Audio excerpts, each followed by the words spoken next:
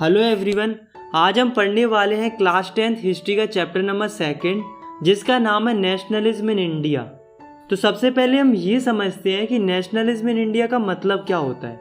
तो नेशनलिज्म का मतलब होता है अपने देश के प्रति प्यार और गर्व की भावना होना, जिसे हम आसान भाषा में देशभक्ति भी कह सकते हैं। तो आखिर हमारे देश इंडिया के लोगों के बीच में देशभक्ति की भावना कैसे पैदा हुई और इस फीलिंग को पाने के लिए हमारे देश के लोगों ने क्या क्या स्ट्रगल किया, चलिए जानते हैं इस वीडियो में।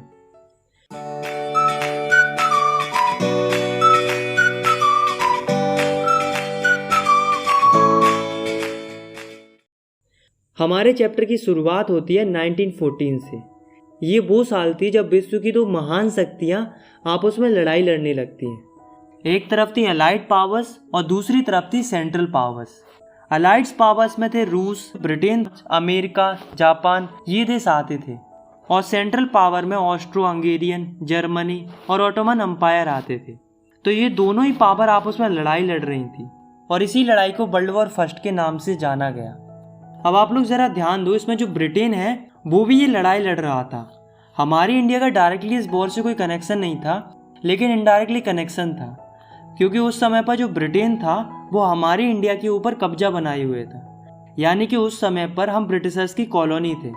चूँकि ब्रिटिशर्स इस वॉर को लड़ रहे थे और हम ब्रिटिशर्स की कॉलोनी थे, इसलिए इस वॉर का इम्पैक्ट हमारी इंडिया के ऊपर भी पड़ रहा था। अब क्या इम्पैक्ट पड़ रहा था, चलिए जानते हैं। Impact of first world war on India. पहला कि जो ब्रिटिशर्स थे वो वॉर लड़ रहे थे, जिस वजह से वो अपना डिफेंस एक्सपेंडिचर बढ़ा रहे थे और उसके लिए उन्हें पैसों की ज़रूरत थी। तो इसके लिए जो ब्रिटिश गवर्नमेंट थी वो कस्टम ड्यूटीज़ बढ़ा देती है और इनकम टैक्स इंट्रोड्यूस कर देती है। टैक्स बढ़ाने के कारण महंगाई बढ़ती जा रही थी। हर वस्तु की कीमत लगभग दुगनी हो चुकी थी, जिसके कारण लोग बहुत परेशान थे। लोगों का बुरा हाल था। ऊपर से जो ब्रिटिश गवर्नमेंट थी वो इंडियन लोगों को ज़बरदस्ती ब्रिटिश आर्मी में भर्ती कर रही थी, जिस वजह से लोगों को बहुत गुस्सा आ रहा था। हमारे देश के लोग परेशान तो थे ही, ऊपर से जो प्रकृति थी वो भी हमारा साथ नहीं दे रही थी। 1918-19 और 1920-21 की जो फसलें थी वो बरसात ना होने के कारण ख़राब हो जाती हैं और देश में खाने की कमी हो जाती है, जिस वजह से लोग भूखे मरने लगते हैं। और साथ में यही वो समय था जब देश में एक महामारी फैल रही थी जिसका नाम था इन्फ्लुएंजा एपिडेमिक, जिससे कई सारे लोग मर जाते हैं। दोस्तों, 1921 के सेंसस के हिसाब से ये बताया जाता है कि इंडिया के लगभग 13 मिलियन लोग मर जाते हैं इस भुखमरी और इस महामारी के कारण। लोगों को लग रहा था कि ये समस्या वॉर के ख़त्म होने के साथ ही ख़त्म हो जाएंगी, लेकिन अफसोस ऐसा नहीं हुआ। द आइडिया ऑफ सत्याग्रह। अब दोस्तों, ये जो परेशानियों का दौर चल रहा था, इस दौर में लोगों को ज़रूरत थी एक ऐसी लीडर की जो इनकी समस्याओं को ख़त्म करे। तो फाइनली जनवरी 1915 में एंट्री होती है the great man of India की, यानी कि महात्मा गांधी की। गांधी जी साउथ अफ्रीका से इंडिया आते हैं और एक आइडिया लेकर आते हैं जिसका नाम था सत्याग्रह। ये आइडिया था नॉन वायलेंस का, यानी कि अहिंसा का। गांधी जी कहते थे कि हमें जो भी लड़ाई लड़नी है उसे हम प्रेम से लड़ेंगे, बिना किसी अस्त्र शस्त्र का इस्तेमाल किए, सत्य की राह पर चलकर और शांतिपूर्ण तरीके से। गांधी जी ने इंडिया आने से पहले साउथ अफ्रीका में 1906 में अपना सबसे पहला सत्याग्रह आंदोलन ऑर्गेनाइज किया था, जो कि साउथ अफ्रीका के रेसिज्म सिस्टम के खिलाफ था। गांधी जी का यह आंदोलन सफल रहा था और उनके इस नए आइडिया की वजह से उन्हें साउथ अफ्रीका में खूब पॉपुलैरिटी मिली थी। और फिर जब वो इंडिया आए तो उन्होंने भारत में भी 3 अलग अलग जगहों पर सत्याग्रह आंदोलन स्टार्ट किए। तो भारत के अंदर गांधी जी ने सबसे पहला सत्याग्रह आंदोलन 1917 में स्टार्ट किया था, जो कि था चंपारण, बिहार में। तो ये लॉन्च किया गया था इंडिगो फार्मर्स के लिए। उस समय पर क्या हो रहा था कि जो ब्रिटिशर्स थे वो इन फार्मर्स को फोर्स करते थे इंडिगो की फसल उगाने के लिए, यानी कि नील की फसल उगाने के लिए। और जहाँ कहीं भी ये फसल उगाई जाती थी वो ज़मीन बंजर हो जाती थी। ऊपर से जो ब्रिटिशर्स थे वो इन किसानों को पैसे भी कम दे रहे थे। मतलब एक तो किसानों की ज़मीन भी खराब हो रही थी, ऊपर से उन्हें पैसे भी कम मिल रहे थे। तो इस बात से जो किसान थे वो परेशान थे। तो यहाँ पर गांधी जी क्या करते हैं, सारे किसानों को इंस्पायर करते हैं और मिलकर स्ट्रगल करते हैं और आवाज़ उठाते हैं इस प्लांटेशन सिस्टम के खिलाफ। तो यहाँ पर सक्सेस मिलने के बाद 1917 में ही गांधी जी जाते हैं गुजरात के खेड़ा डिस्ट्रिक्ट में। वहाँ पर वो देखते हैं कि यहाँ पर भी किसानों की कंडीशन ख़राब है। वहाँ के किसानों के साथ क्या हो रहा था कि उनकी जो फसलें थी वो ख़राब हो गई थी और एक प्लग नाम की बीमारी भी फैल रही थी वहाँ पर, जिस वजह से जो किसान थे वो टैक्स या रेवेन्यू नहीं दे पा रहे थे ब्रिटिश गवर्नमेंट का। तो गांधी जी इन फार्मर्स को सपोर्ट करते हैं और लॉन्च करते हैं अपना दूसरा सत्याग्रह और डिमांड करते हैं रिलैक्सेशन की। तो गांधी जी का जो दूसरा सत्याग्रह था वो भी सक्सेसफुल रहता है और जो किसानों का टैक्स या रेवेन्यू था वो भी माफ़ हो जाता है। इसके बाद 1918 में गांधी जी जाते हैं अहमदाबाद। अहमदाबाद में क्या हो रहा था कि जो वहाँ के वर्कर्स थे उनको बहुत ही कम वेजेस मिलती थी, यानी कि उनको बहुत कम पैसा मिलता था। तो जो वर्कर्स थे वो परेशान थे क्योंकि चीज़ों के दाम बढ़ रहे थे, इसलिए जो वर्कर्स थे वो थोड़े ज़्यादा वेजेस की डिमांड कर रहे थे। तो इसके लिए जो गांधी जी थे वो उनके सपोर्ट के लिए वो अपना तीसरा सत्याग्रह आंदोलन लॉन्च करते हैं और मांग करते हैं उनकी वेजेस बढ़ाने के लिए। तो ये मूवमेंट भी सक्सेसफुल रहता है। तो गांधी जी लगातार 3 बड़े बड़े सत्याग्रह आंदोलन करते हैं देश के अलग अलग हिस्सों में, जो कि सक्सेसफुल रहते हैं। अब दोस्तों जो आंदोलन हो रहे थे देश के अलग अलग जगहों पर, ये सब देखकर जो ब्रिटिशर्स थे वो शांत थोड़ा ना रहेंगे। ब्रिटिशर्स को इस बात से आ गया गुस्सा। ब्रिटिशर्स ने क्या किया कि एक लॉ पास कर दिया जिसका नाम था रॉलेट एक्ट। तो रॉलेट एक्ट एक कानून था जो कि 1919 में पास किया गया था। ये पास किया गया था इंपीरियल लेजिस्लेटिव काउंसिल के द्वारा, जो कि उस समय की ब्रिटिश पार्लियामेंट थी इंडिया के अंदर। इस लॉ की वजह से जो ब्रिटिश गवर्नमेंट थी उसको बहुत ही ज़्यादा इनॉर्मस पावर मिल जाती है। तो ये लॉ क्या कहता था कि जो भी व्यक्ति रिवॉल्यूशनरी एक्टिविटी करते पाया जाएगा तो उसको सीधा 2 साल के लिए जेल में डाल दिया जाएगा बिना किसी ट्रायल के। मतलब उसको कोई मौका नहीं दिया जाएगा अपनी बेगुनाही साबित करने का। ये लॉ इंडियंस के लिए इतना खराब था कि इस लॉ को ब्लैक लॉ भी बोला जाता था। अब जो ब्रिटिश गवर्नमेंट थी उसको जिस किसी पर भी शक होता था वो उसको सीधा जेल में डाल देती थी 2 साल के लिए, चाहे वो कोई आम नागरिक हो और चाहे वो कोई पॉलिटिकल लीडर हो। तो इस रॉलेट एक्ट के अगेंस्ट में जो गांधी जी थे वो अपना सत्याग्रह आंदोलन लॉन्च करते इस रॉलेट एक्ट के विरोध में, जिसको बोला गया रॉलेट सत्याग्रह। तो ये जो सत्याग्रह था वो नेशन वाइड सत्याग्रह था। मतलब अभी तक जो सत्याग्रह हो रहे थे वो देश के अलग अलग रीजन्स में हो रहे थे, पर ये जो सत्याग्रह था वो पूरे नेशन के लिए था, यानी कि पूरी कंट्री के लिए था। तो इस मूवमेंट की शुरुआत करते हैं गांधी जी 6 अप्रैल से। गांधी जी क्या कहते हैं कि हम 6 अप्रैल को पूरे देश के अंदर हड़ताल करेंगे, वो भी शांतिपूर्ण तरीके से। तो गांधी जी के कहने पर पूरा देश जो है वो 6 अप्रैल को हड़ताल करने लगता है। इस हड़ताल के चलते रेलवे, वर्कशॉप और दुकानों को बंद कर दिया जाता है। वर्कर्स स्ट्राइक पर चले जाते हैं। देश के अलग अलग शहरों में रैलीज ऑर्गेनाइज की जाती हैं। ये देखकर जो ब्रिटिशर्स थे वो डर जाते हैं। उन्हें डर था कि कहीं ये लोग कम्युनिकेशन लाइन को ख़राब ना कर दें। इससे बचने के लिए जो ब्रिटिश गवर्नमेंट थी वो पॉलिटिकल लीडर्स को पकड़ना शुरू कर देती है। अमृतसर के बहुत सारे पॉलिटिकल लीडर्स को जेल में डाल दिया जाता है और गांधी जी को दिल्ली जाने से रोक दिया जाता है। यहाँ तक सब ठीक था, लेकिन 10 अप्रैल को जो ब्रिटिश पुलिस होती है वो अमृतसर में एक शांतिपूर्ण जुलूस पर गोली चला देती है।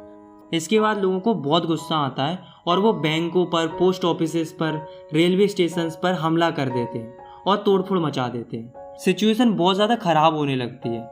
इन हमलों को देखकर जो ब्रिटिश गवर्नमेंट होती है वो मार्शल लॉ लगा देती है।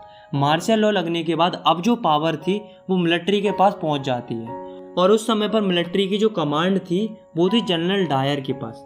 अब होता क्या है कि 13 अप्रैल का दिन था। इस दिन बहुत सारे लोग जलियांवाला बाग, जो कि अमृतसर में है, वहाँ पर इकट्ठे होते हैं। इस बाग में बैसाखी का मेला लगा हुआ था, तो ज़्यादातर लोग बैसाखी का मेला मनाने के लिए आए थे। ये लोग इनोसेंट थे, इन्हें नहीं पता था कि मार्शल लॉ नाम का कोई लॉ लगा हुआ है। तो ये सारे लोग चैन से बैसाखी का मेला मना रहे थे। पर इस बाग में कुछ लोग ऐसे भी थे जो रॉलेट एक्ट के अगेंस्ट में प्रोटेस्ट कर रहे थे।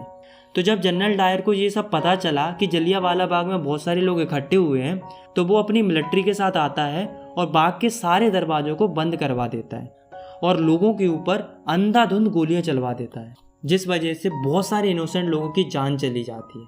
इसी इंसिडेंट को बोला जाता है जलियांवाला बाग मैसेकर। इस इंसिडेंट ने पूरे देश को हिलाकर रख दिया था।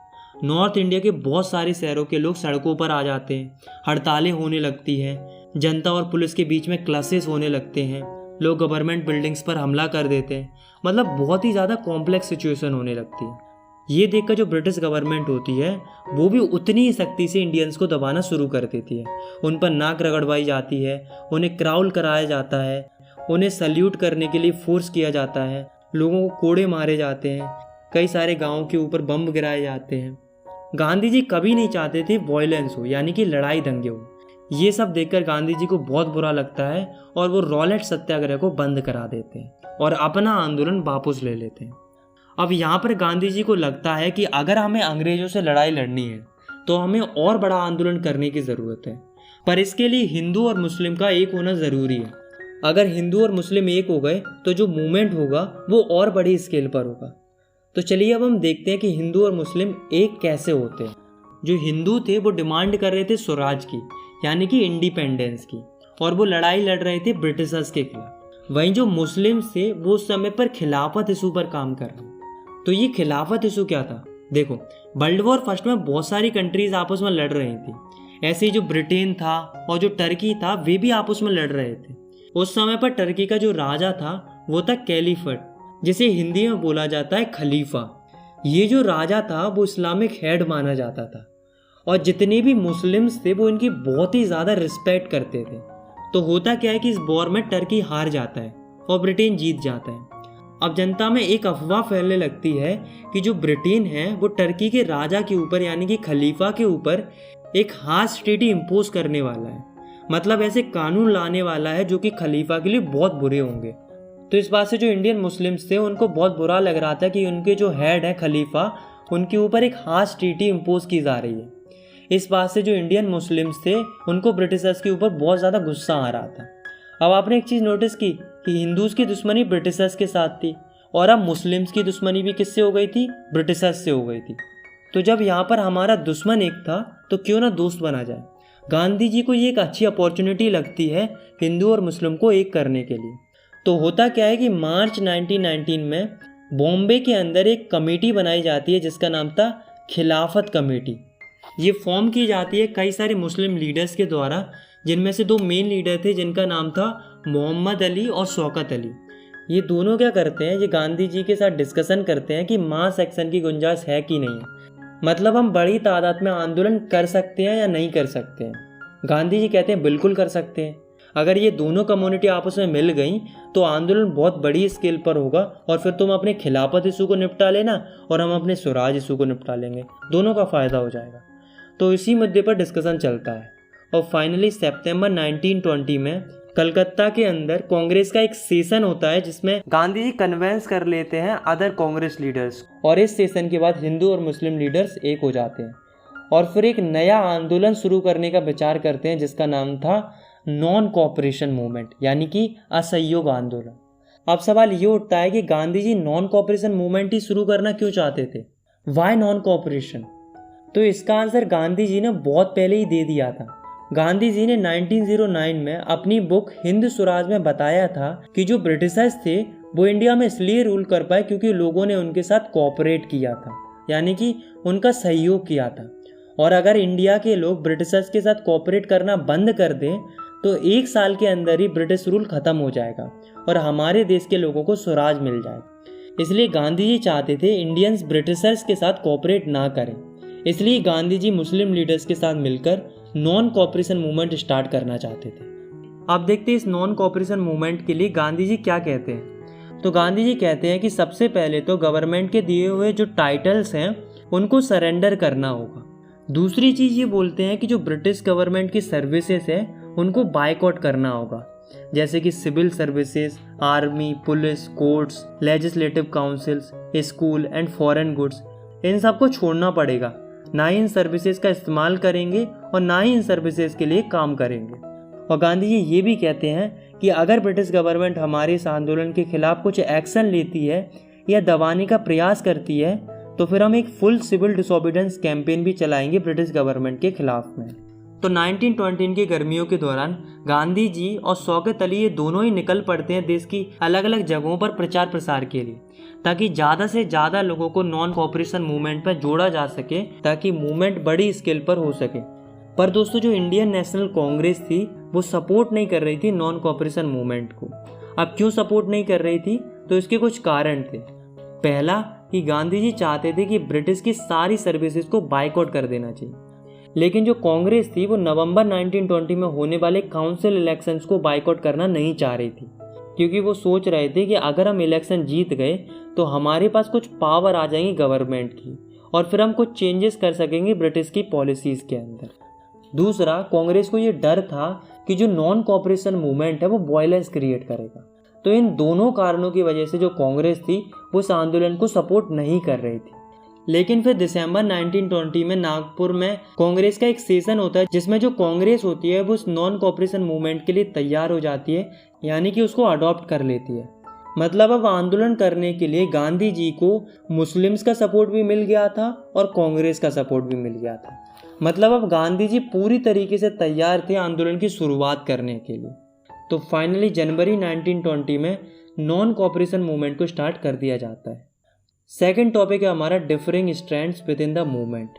तो चलिए अब हम देखते हैं कि ये आंदोलन आगे कैसे बढ़ता है और इस आंदोलन के अंदर क्या क्या होता है। तो सबसे पहले हम देखते हैं the movement in the towns. मतलब टाउन्स यानी कि शहरों में ये आंदोलन किस तरीके से होता है। तो टाउन्स के अंदर सबसे ज़्यादा पार्टिसिपेट किया था मिडिल क्लास लोगों ने। तो देखो टाउन्स में होता क्या है, तो इस मूवमेंट के चलते टाउन्स में रहने वाले हज़ारों बच्चों ने गवर्नमेंट स्कूल्स और कॉलेजेस को छोड़ दिया।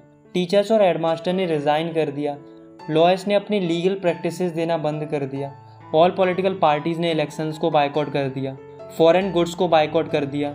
लिकर शॉप्स को पिट कर दिया गया, मतलब लोगों को लिकर शॉप में जाने से रोक दिया गया। और फॉरेन क्लॉथ्स को जला दिया गया।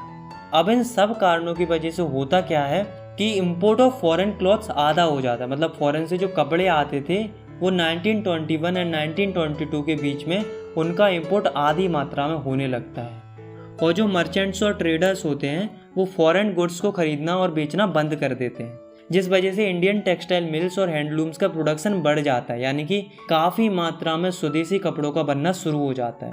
और अब जो इंडियन लोग थे वो फॉरेन क्लॉथ्स को छोड़कर इंडियन क्लॉथ्स यानी कि खादी कपड़ों को पहनना शुरू कर देते हैं। तो दोस्तों यहाँ तक आपको लग रहा होगा कि ये जो नॉन कोऑपरेशन मूवमेंट है वो शहरों के अंदर बहुत अच्छे से चल रहा है। लेकिन अफसोस ऐसा नहीं था। धीरे धीरे क्या होता है कि जो नॉन कोऑपरेशन मूवमेंट था वो शहरों के अंदर धीरे धीरे कमज़ोर पड़ने लगता है, यानी कि स्लो डाउन होने लगता है। अब स्लो डाउन क्यों होने लगता है, तो इसके पीछे कारण थे। पहला कारण था कि जो इंडियन क्लॉथ थे यानी कि जो खादी क्लॉथ्स थे वो बहुत महंगे थे, क्योंकि उन्हें हाथों से बनाया जाता था। इसलिए जो गरीब लोग थे उन्हें मजबूरीवश फॉरेन क्लॉथ्स को खरीदना पड़ रहा था, क्योंकि वो सस्ते थे, क्योंकि वो मशीन से बनते थे। दूसरा कारण था कि इंडियन इंस्टीट्यूशंस की कमी थी। मतलब कि इंडिया के खुद के कोई स्कूल्स और कॉलेजेस नहीं थे, सब ब्रिटिशर्स के थे। तो उस समय पर कोई भी अल्टरनेटिव नहीं था, जिस वजह से सारे स्टूडेंट्स और टीचर्स ने मजबूरी में आकर फिर से गवर्नमेंट स्कूल्स और कॉलेजेस को ज्वाइन करना शुरू कर दिया। सिमिलरली जो लॉयर थे उनके पास भी कोई और ऑप्शन नहीं था, जिस वजह से वे भी मजबूरी में आकर गवर्नमेंट कोर्स को ज्वाइन कर लेते हैं। तो दोस्तों इन्हीं कारणों की वजह से जो ये मूवमेंट था वो सिटीज़ के अंदर धीरे धीरे कमज़ोर पड़ने लगा था, यानी कि स्लो डाउन होने लगा था। Rebellion in country side. अब हम देखते हैं कि कंट्री साइड में यानी कि ग्रामीण इलाकों में ये मूवमेंट किस तरीके से चल रहा था। तो ग्रामीण इलाकों में दो आंदोलन चल रहे थे। एक था पीजेंट्स का यानी कि किसानों का, और दूसरा था ट्राइबल पॉपुलेशन का यानी कि आदिवासी लोगों का। तो सबसे पहले हम देखते हैं किसानों का आंदोलन। तो इसके लिए हम देखते हैं अवध का केस। तो सिचुएशन क्या थी कि जो किसान थे वो बहुत ज़्यादा परेशान थे। किन से परेशान थे? तुलकदारों, जो बड़े बड़े लैंडलॉर्ड्स होते थे उनसे परेशान थे। अब क्यों परेशान थे? क्योंकि वो काफ़ी ज़्यादा रेंट चार्ज करते थे किसानों से, और वे बेगार भी कराते थे, मतलब कि किसानों पर काम भी कराते थे और उसका उन्हें कोई पैसा भी नहीं देते थे। ये समस्या केवल अवध की नहीं थी बल्कि पूरी कंट्री की थी, लेकिन फ़िलहाल हम अवध का एग्जाम्पल ले रहे हैं इसलिए हम अवध की बात करते हैं। तो जो सारे किसान होते हैं वो डिमांड करते हैं किस चीज़ के लिए? पहला कि रेंट कम कर दिया जाए, दूसरा बेगार को ख़त्म कर दिया जाए, और तीसरा जो ऑपरेसिव लैंडलॉर्ड्स हैं उनका सोशल बायकॉट होना चाहिए।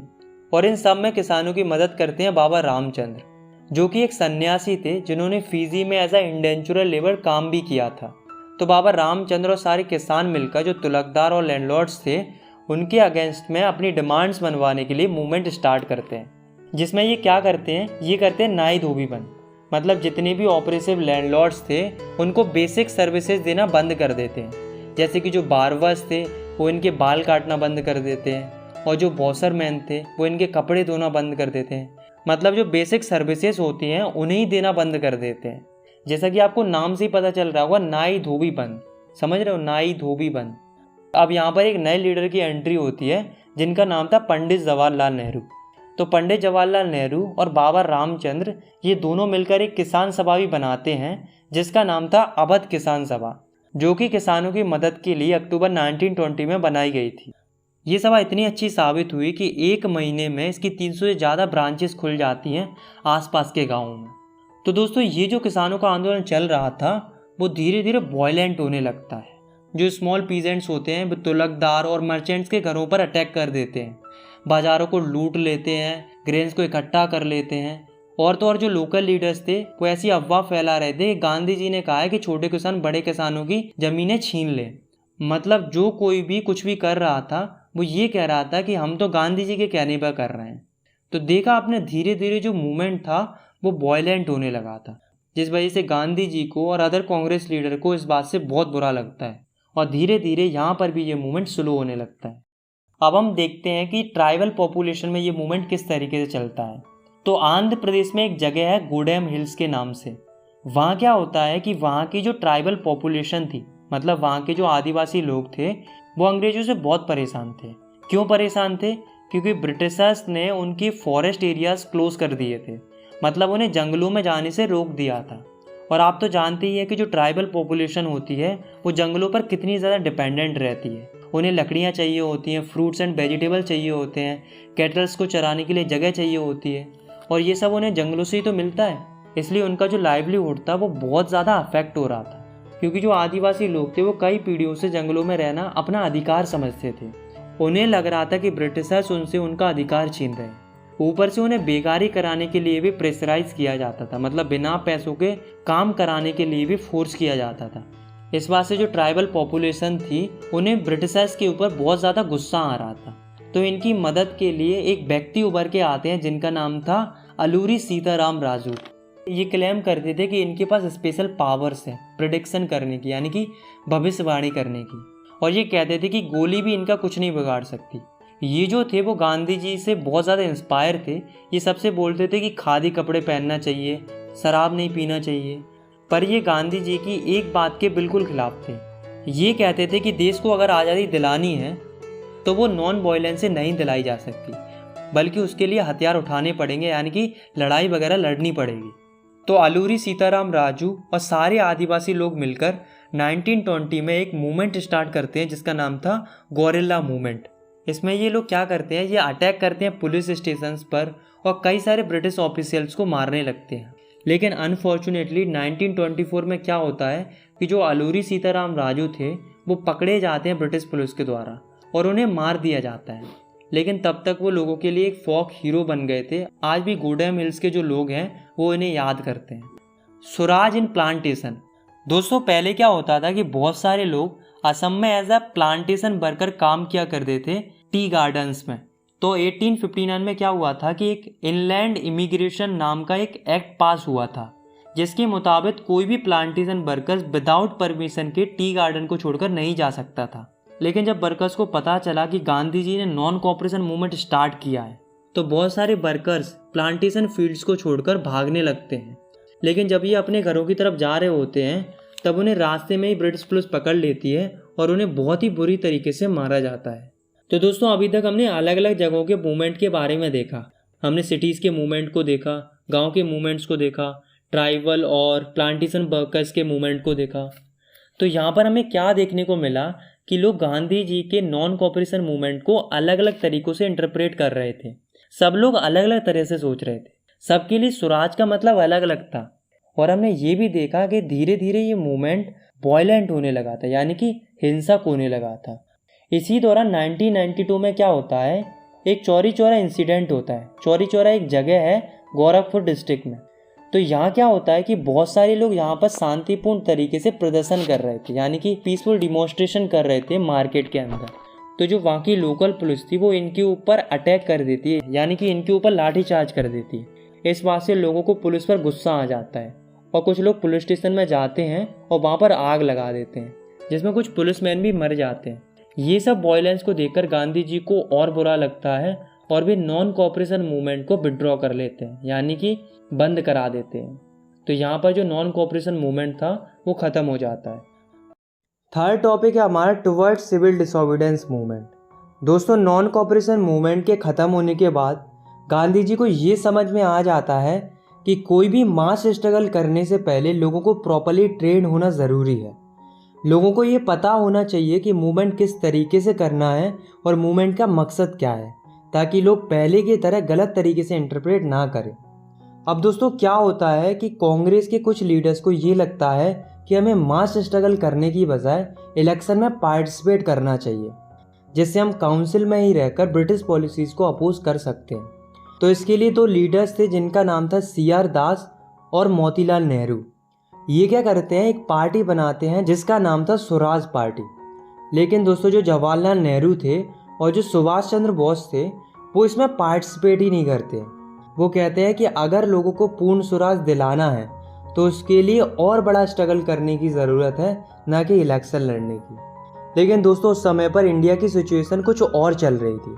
दोस्तों दो ऐसे फैक्टर्स थे जिन्होंने हमारी पॉलिटिक्स को काफ़ी ज़्यादा शेप किया, यानी कि काफ़ी ज़्यादा इम्प्रूव किया। पहला फैक्टर था ग्रेट इकोनॉमिक डिप्रेशन। हमने इसके बारे में क्लास 9th में भी पढ़ा था। ये स्टार्ट हुआ था 1929 में। तो इस ग्रेट इकोनॉमिक डिप्रेशन की वजह से इंडिया के ऊपर बहुत बुरा इम्पैक्ट पड़ा था। क्या इम्पैक्ट पड़ा था? पहला कि इस डिप्रेशन के चलते इंडिया में एग्रीकल्चर प्राइसेस बिल्कुल ही कम हो जाती है। दूसरा, एग्रीकल्चर गुड्स की डिमांड कम हो जाती है और एक्सपोर्ट कम हो जाता है, जिस वजह से जो किसान थे वो अपनी फसलें नहीं बेच पा रहे थे और ना ही ब्रिटिशर्स को टैक्स दे पा रहे थे। दूसरा फैक्टर था साइमन कमीशन। देखो क्या था कि ब्रिटेन में एक गवर्नमेंट थी जिसका नाम था टोरी गवर्नमेंट। तो ब्रिटेन की गवर्नमेंट क्या करती है, ये एक कमीशन बनाती है 1927 में, यानी कि कुछ लोगों का एक ग्रुप बनाती है। इस कमीशन को जो लीड कर रहे थे वो थे सर जॉन साइमन, इसलिए इस कमीशन को बोला गया साइमन कमीशन। ये कमीशन क्यों बनाया गया था, इसका ऑब्जेक्टिव क्या था? इसका ऑब्जेक्टिव था इंडिया के कॉन्स्टिट्यूशन को रिव्यू करना और कुछ चेंजेस को सजेस्ट करना, क्योंकि इंडियन लोग पुराने ब्रिटिशर्स के कॉन्स्टिट्यूशन से खुश नहीं थे। पर इस कमीशन में एक प्रॉब्लम थी कि इसमें 7 मेंबर थे और 7 मेंबर ब्रिटिशर्स थे, कोई भी इंडियन नहीं था। तो ये बात इंडियंस को सही नहीं लग रही थी कि एक तो इंडिया के कॉन्स्टिट्यूशन के लिए आ रहे हैं और ऊपर से उसमें इंडिया का कोई भी मेंबर ही नहीं है। तो ये प्रॉब्लम थी। तो जब ये कमीशन 1928 में इंडिया आता है तो बहुत सारे लोग इसका विरोध करते हैं, चाहे वो कांग्रेस हो और चाहे वो मुस्लिम लीग हो। सारे लोग मिलकर साइमन कमीशन का विरोध करते हैं और जोरों शोरों से नारा लगाते हैं, गो बैक साइमन, यानी कि साइमन तुम वापस चले जाओ। इतना हंगामा देखकर ब्रिटिश गवर्नमेंट को लगा कि कहीं सिचुएशन हाथ से ना निकल जाए। तो उस समय पर ब्रिटिश गवर्नमेंट का जो वाइसरॉय था वो था लॉर्ड इरविन। तो लॉर्ड इरविन सिचुएशन को कंट्रोल करने के लिए हमें 2 ऑफर देता है। पहला ऑफर देता है इंडिया के डोमिनेशन स्टेटस का। मतलब लॉर्ड इरविन कहता है कि आप इंडिया का डोमिनेशन स्टेटस ले लो, मतलब आप ही लोग रूल करना, आप ही लोग सब कुछ करना, लेकिन इंडिया रहेगा ब्रिटिशर्स के ही अंडर में। और दूसरा ऑफर देता है कि हम एक राउंड टेबल कॉन्फ्रेंस करेंगे जिसमें इंडिया के फ्यूचर कॉन्स्टिट्यूशन के बारे में डिस्कस करेंगे। तो ये 2 ऑफर देता है। लेकिन जो कांग्रेस थी वो इन दोनों ऑफर से खुश नहीं थी, स्पेशली जो रेडिकल्स थे, यानी कि जो गर्म स्वभाव के व्यक्ति थे कांग्रेस के अंदर, जैसे कि जवाहरलाल नेहरू और सुभाष चंद्र बोस। ये कह रहे थे कि हमें डोमिनेशन स्टेटस नहीं चाहिए, हमें छोटी मोटी आज़ादी नहीं चाहिए, हमें पूरी आज़ादी चाहिए, यानी कि पूर्ण स्वराज चाहिए। इसी बात को इन दिसंबर 1929 में जब लाहौर में कांग्रेस का सेशन होता है तो वहाँ पर पंडित जवाहरलाल नेहरू एक रेजोल्यूशन पास करते हैं और ऑफिशियली डिमांड करते हैं पूर्ण स्वराज की, यानी कि फुल इंडिपेंडेंस की। और ये ऐलान करते हैं कि हम आने वाली 26 जनवरी 1930 को as a independence day celebrate करेंगे और हम आज़ादी की लड़ाई के लिए शपथ भी लेंगे। पर अफसोस इस बात को ज़्यादा टेंशन नहीं मिलता है और बहुत कम ही लोग इस डे को सेलिब्रेट करते हैं। The salt march and the civil disobedience movement, ये सब देखकर गांधी जी को लगा कि पहले लोगों को एकजुट करना ज़रूरी है, तब जाकर कुछ अच्छा मूवमेंट हो पाएगा। तो इस समय पर गांधी जी को एक ऐसी चीज़ की तलाश थी जिससे लोगों को यूनाइट किया जा सके, यानी कि लोगों को एकजुट किया जा सके। तो ये सारी खूबियाँ गांधी जी को दिखती है नमक में। गांधी जी को लगा कि सॉल्ट एक अच्छा सिंबल बन सकता है लोगों को यूनाइट करने के लिए। अब सवाल ये उठता है कि गांधी जी ने नमक में ऐसा क्या देखा जो उन्होंने इसे पावरफुल सिंबल बना दिया कंट्री को यूनाइट करने के। तो इसमें 3 पॉइंट है। पहला कि नमक हर कोई इस्तेमाल करता है, चाहे वो अमीर हो चाहे वो गरीब हो। दूसरा कि पहले क्या होता था कि जो ब्रिटिश गवर्नमेंट थी वो नमक पर काफ़ी ज़्यादा टैक्स लेती थी, और सॉल्ट का प्रोडक्शन भी केवल ब्रिटिश गवर्नमेंट ही कर सकती थी, इंडियंस नहीं कर सकते थे। मतलब समझ रहे हो, हमारी नमक पर टैक्स ले रहे थे और ऊपर से हमें नमक भी नहीं बनाने दे रहे थे। तो ये समस्या पूरे देश की थी, इसलिए गांधी जी ने नमक को चुना देश को यूनाइट करने के लिए। तो गांधी जी क्या करते हैं, 31 जनवरी को एक लेटर लिखते हैं वाइसरॉय लॉर्ड इरविन के लिए, जिसमें गांधी जी अपनी 11 डिमांड्स को रखते हैं जो कि सोसाइटी की अलग अलग समस्याओं के ऊपर थी, जिसमें से कुछ डिमांड सॉल्ट टैक्स से रिलेटेड भी थी। और गांधी जी ये भी कहते हैं कि अगर हमारी डिमांड्स 11 मार्च तक नहीं मानी गई तो हम सिविल डिसोबीडियंस मूवमेंट को स्टार्ट कर देंगे। लेकिन दोस्तों जो लॉर्ड इरविन था वो गांधी जी को हल्के में ले लेता है, मतलब उनकी डिमांड्स को नज़रअंदाज कर देता है। तो जब गांधी जी की डिमांड्स नहीं मानी जाती हैं तो गांधी जी स्टार्ट करते हैं सॉल्ट मार्च, जिसे हम डांडी मार्च भी कहते हैं। तो गांधी जी अपने 78 ट्रस्टेड वॉलंटियर्स के साथ निकल पड़ते हैं। तो ये चलना शुरू करते हैं साबरमती आश्रम से, इन्हें पहुंचना था डांडी जो कि गुजरात में है। ये पूरी यात्रा थी 240 माइल्स की। तो गांधी जी और उनके वॉलंटियर्स पर डे 10 माइल चलते थे। ये यात्रा पूरे 24 दिन तक चलती है और फाइनली 6 अप्रैल को गांधी जी और अन्य लोग डांडी पहुंच जाते हैं और वहां पर गांधी जी गैर कानूनी तरीके से नमक बनाते हैं और कानून को तोड़ते हैं और यहीं से शुरुआत होती है सिविल डिसोबीडियंस मूवमेंट की। अब सवाल ये उठता है कि जो नॉन कोऑपरेशन मूवमेंट था, यानी कि जो पहले का मूवमेंट था, और जो सिविल डिसोबीडियंस मूवमेंट है, इसमें क्या अंतर है। देखो, जो नॉन कोऑपरेशन मूवमेंट था उसमें क्या था कि हमें ब्रिटिशर्स के साथ केवल कोऑपरेट नहीं करना था, केवल इतना ही था। वही जो सिविल डिसोबीडियंस मूवमेंट है, इसका ऑब्जेक्टिव था कि हमें ब्रिटिशर्स के साथ कोऑपरेट भी नहीं करना है और साथ में हमें उनके कानूनों को भी तोड़ना है। चूँकि गांधी जी ने नमक कानून को तोड़कर सिविल डिसोबीडियंस मूवमेंट की शुरुआत कर दी थी, तो उन्हें देखकर देश की अलग अलग जगहों पर भी लोग नमक कानून को तोड़ने लगते हैं। लोग फॉरेन क्लॉथ्स को बाइकआउट करने लगते हैं, लिकर शॉप्स को पिक कर देते हैं और जो पीजेंट्स थे वो चौकीदारी टैक्स देना बंद कर देते हैं। और दोस्तों जो ट्राइबल लोग थे वो फॉरेस्ट लॉज को तोड़ देते हैं, मतलब जंगलों में घुसना स्टार्ट कर देते हैं। ये सब देखकर ब्रिटिश गवर्नमेंट शांत थोड़ा ना रहेगी। तो ब्रिटिश गवर्नमेंट यहाँ क्या करती है, एक एक करके जो पॉलिटिकल लीडर्स थे जो कि आंदोलन कर रहे थे उनको अरेस्ट करना शुरू कर देती है, जिस वजह से वायलेंट क्लासेस होने लगते हैं। गवर्नमेंट लोगों को ब्रूटली मारना शुरू कर देती है। देखते ही देखते अप्रैल 1930 में अब्दुल गफ्फर खान जो कि पेशावर में आंदोलन कर रहे थे उनको अरेस्ट कर लिया जाता है और बाद में जाकर महात्मा गांधी जी को भी अरेस्ट कर लिया जाता है। ये सब देखकर जनता और भी ज़्यादा भड़क जाती है और काफ़ी ज़्यादा वायलेंस होने लगता है। इंडिया के लगभग 1 लाख लोगों को जेल में डाल दिया जाता है। ये सब देखकर गांधी जी को बहुत बुरा लगता है। गांधी जी वायलेंस बिल्कुल नहीं चाहते थे, इसलिए Gandhi ji civil disobedience movement को भी कॉल्ड ऑफ कर देते हैं, यानी कि बंद कर देते हैं।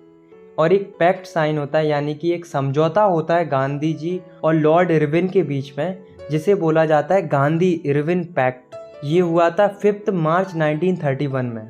तो इस समझौते में होता क्या है कि गांधी जी से बोला जाता है, यानी कि लॉर्ड इरविन गांधी जी से कहता है कि उनको सेकेंड राउंड टेबल कॉन्फ्रेंस में पार्टिसिपेट करना होगा। तो गांधी जी कहते हैं कि मैं तैयार हूँ, बट मेरी एक कंडीशन है कि जिन पॉलिटिकल लीडर्स को आपने अरेस्ट करके रखा है उनको रिलीज़ करना होगा। तो ये दोनों लोग राज़ी हो जाते हैं। तो ये था गांधी इरविन पैक्ट। तो गांधी जी जाते हैं London second round table conference को अटेंड करने के लिए, जैसा कि समझौता हुआ था लॉर्ड इरविन के साथ। लेकिन अफसोस वहाँ पर गांधी जी की कोई भी बात नहीं सुनी जाती है। यानी कि गांधी जी जब लौट कर आते हैं तो वो काफ़ी ज़्यादा डिसअपॉइंटेड रहते हैं, और जब वो लौट कर आते हैं तब वो ये भी देखते हैं कि जो गफ्फर खान थे और जो जवाहरलाल नेहरू थे वो अभी भी जेल में थे, और इन लोगों ने कांग्रेस पार्टी को भी इलीगल डिक्लेयर कर दिया था। मतलब गांधी जी की गैर मौजूदगी का ब्रिटिशर्स ने बहुत अच्छा फ़ायदा उठाया था। ये सब देखकर गांधी जी को लगता है कि हमारे साथ धोखा हुआ है, और गांधी जी डिसाइड करते हैं कि हम फिर से सिविल डिसोबीडियंस मूवमेंट को लॉन्च करेंगे। और गांधी जी ये मूवमेंट लॉन्च भी करते हैं। लेकिन अफसोस 1934 तक जो मूवमेंट था वो अपना सारा मूवमेंटम लूज़ कर चुका था।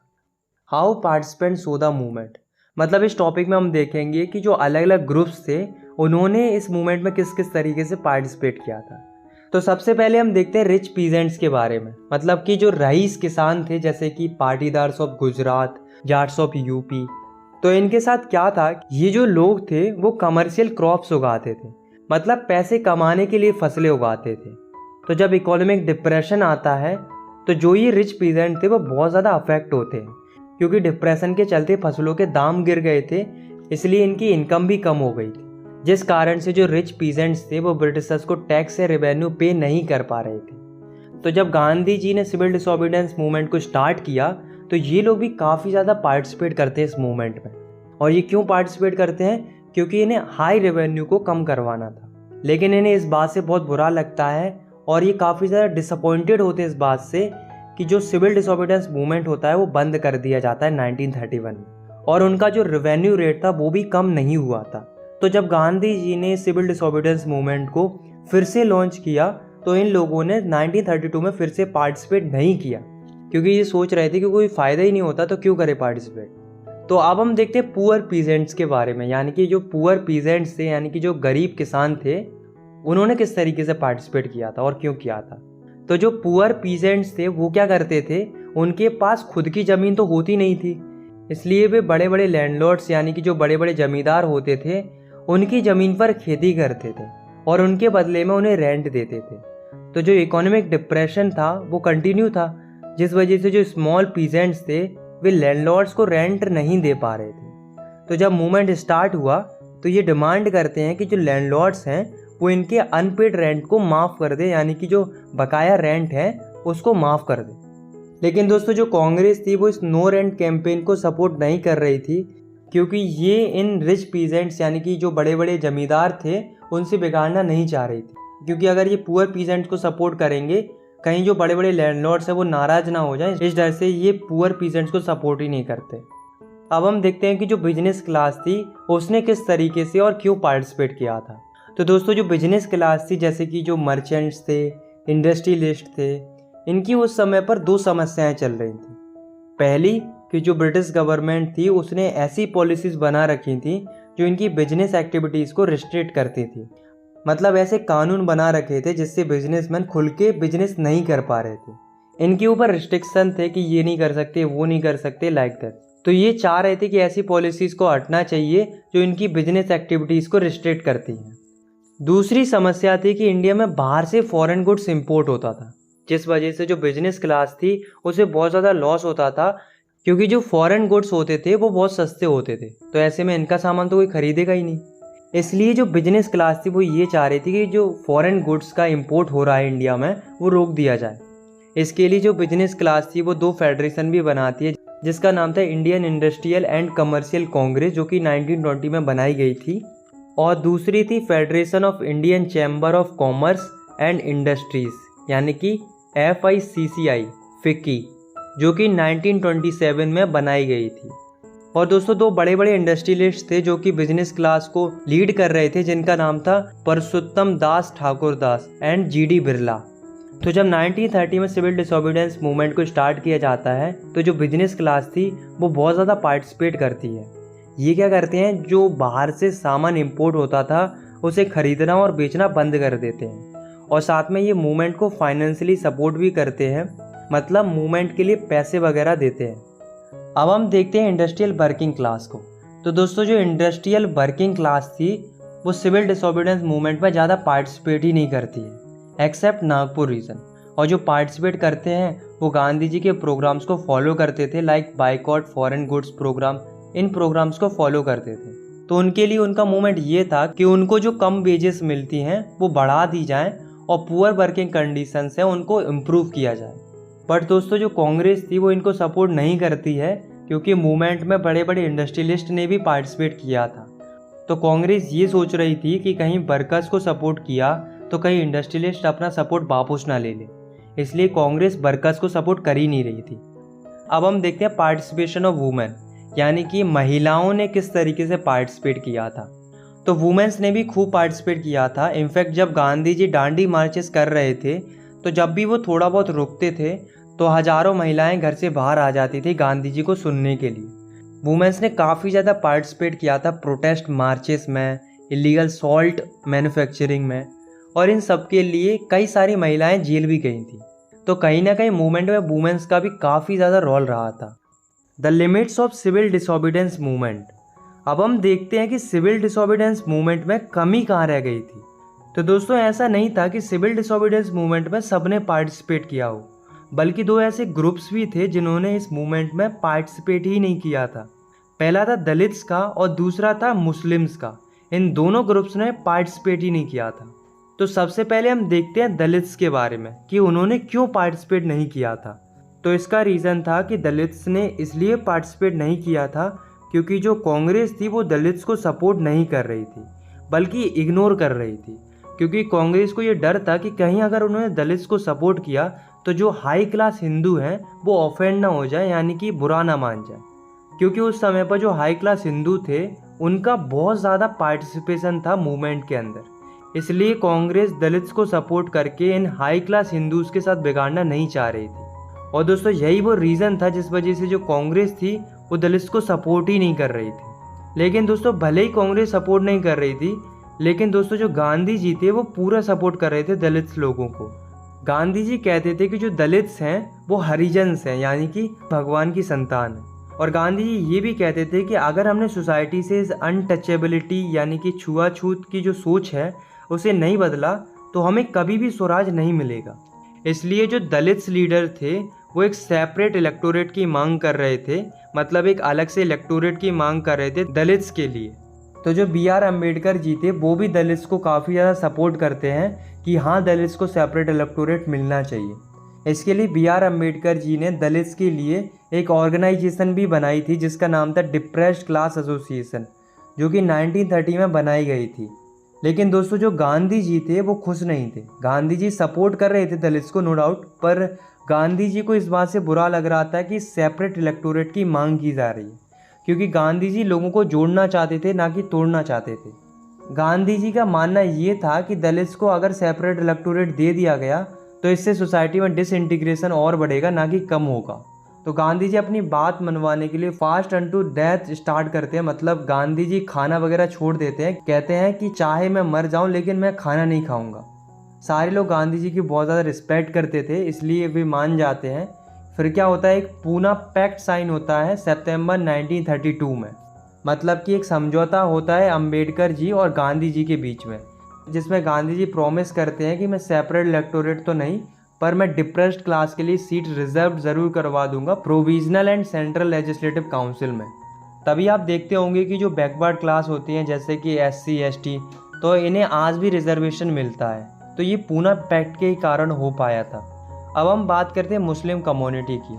तो मुस्लिम कम्युनिटी ने भी सिविल डिसोबीडियंस मूवमेंट में पार्टिसिपेट नहीं किया था। अब क्यों पार्टिसिपेट नहीं किया था, इसके पीछे कारण थे। देखो, जैसा कि आप सभी को पता है कि जब नॉन कोऑपरेशन खिलाफत मूवमेंट स्टार्ट हुआ था तब हिंदूज और मुस्लिम एक साथ स्ट्रगल कर रहे थे, मतलब यूनाइटेड थे। लेकिन धीरे धीरे क्या होता है कि हिंदूज और मुस्लिम्स के बीच में टेंशन बढ़ने लगता है। क्यों बढ़ने लगता है? क्योंकि रिलीजन के बेसिस पर, यानी कि धर्म के बेसिस पर अलग अलग ऑर्गेनाइजेशन बनने लगते हैं। जैसे कि हिंदुओं के लिए एक ऑर्गेनाइजेशन था हिंदू महासभा करके, और मुस्लिम्स के लिए एक ऑर्गेनाइजेशन था मुस्लिम लीग करके। तो ये ऑर्गेनाइजेशन जब पावर में आने लगे तो इन दोनों कम्युनिटीज़ में टेंशन काफ़ी ज़्यादा बढ़ने लगा था। लेकिन 1927 में कांग्रेस और मुस्लिम लीग ने अलायंस बनाना चाहा ताकि ब्रिटिशर्स के खिलाफ मिलकर लड़ाई लड़ी जा सके। मुस्लिम कम्युनिटी के एक लीडर थे जिनका नाम था मोहम्मद अली जिन्ना। तो ये डिमांड करते हैं एक सेपरेट इलेक्टोरेट की, बट जो कांग्रेस थी वो इसके लिए राज़ी नहीं होती है। वो कह रही थी कि सबके लिए जॉइंट इलेक्टोरेट होना चाहिए, ना कि अलग से कोई इलेक्टोरेट होना चाहिए। तो बहुत कन्वेंस करने के बाद मोहम्मद अली जिन्ना तैयार हो जाते हैं जॉइंट इलेक्टोरेट के लिए, पर इनकी कुछ कंडीशंस थी। जैसे कि वो चाहते थे कि सेंट्रल असेंबली में मुस्लिम्स के लिए 1/3 सीट रिजर्व कर दी जाए, और बंगाल और पंजाब में जितनी मुस्लिम पॉपुलेशन है उसी के हिसाब से सीट मिले। मगर कांग्रेस ने इन कंडीशंस को नहीं माना, जिस वजह से कांग्रेस और मुस्लिम लीग के बीच में दूरियां बढ़ती गई। इसलिए जब 1930 में गांधी जी ने सिविल डिसोबीडियंस मूवमेंट स्टार्ट किया तब मुस्लिम कम्युनिटी ने पार्टिसिपेट ही नहीं किया था। लास्ट टॉपिक है हमारा the sense of collective blogging. मतलब इस टॉपिक में हम पढ़ेंगे कि लोगों में सेंस ऑफ कलेक्टिव ब्लॉगिंगनेस कैसे आती है, मतलब सामूहिक अपनेपन का भाव कैसे पैदा होता है। तो इसमें 5 पॉइंट है। पहला है यूनाइटेड स्ट्रगल। उस समय पर क्या था कि सब लोगों का एक ही मकसद था कि इंडिया को ब्रिटिशर्स से आज़ाद कराना। तो यानी कि यहाँ पर सबका एक ही विज़न था। तो सभी लोग मिलकर स्ट्रगल करते हैं, जिस वजह से लोग यूनाइट होने लगते हैं, लोगों में यूनिटी की फीलिंग्स आने लगती हैं। दूसरा है कल्चरल प्रोसेसेस। दोस्तों, लोगों ने अपने देश के कल्चर के साथ रिलेट करना स्टार्ट कर दिया था। बहुत सारी folk stories, folk song, regional language, इन सब के चलते लोग अपने कल्चर्स के साथ जुड़ने लगते हैं, यानी कि अपने कल्चर के साथ रिलेट करने लगते हैं। तीसरा है फिगर्स एंड इमेजेस। 18th और 19th सेंचुरी में जो आर्टिस्ट थे वो कंट्रीज़ को रिप्रेजेंट करते थे अलग अलग एलोगोरीज के थ्रू, जैसे कि जर्मनी की एलोगोरी थी जर्मेनिया, फ्रांस की एलोगोरी थी मैरियन। तो इस तरीके से कंट्रीज़ को रिप्रेजेंट किया जाता था अलग अलग फिगर्स और पेंटिंग्स के थ्रू, जैसा कि हमने पिछले चैप्टर में भी पढ़ा था। ठीक उसी प्रकार से 20th सेंचुरी में इंडिया को रिप्रेजेंट किया जाता है भारत माता से। भारत माता की इमेज सबसे पहले बनाई थी बंकिम चंद्र चट्टोपाध्याय ने, और उन्होंने भारत माता की सराहना में एक गीत भी लिखा था जिसका नाम था वंदे मातरम।